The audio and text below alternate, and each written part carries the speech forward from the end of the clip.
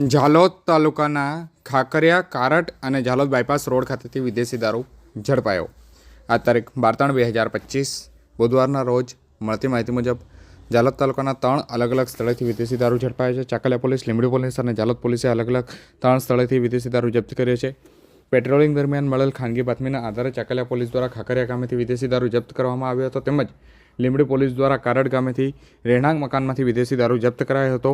તેમજ ઝાલોદ પોલીસ સ્ટેશનના સ્ટાફના કર્મચારી જ્યારે ઝાલોદ બાયપાસ રોડ ઉપર વાહન ચેકિંગની કામગીરી કરી રહ્યા હતા તે દરમિયાન અમિત અને અજય નામના જે વ્યક્તિઓ છે તેઓ મોટરસાઇકલ પર જે દારૂની હેરાફેરી કરતા હતા તે દરમિયાન પોલીસે મોટરસાઇકલ પર હેરાફેરી કરાતો વિદેશી દારૂ પણ જપ્ત કર્યો હતો।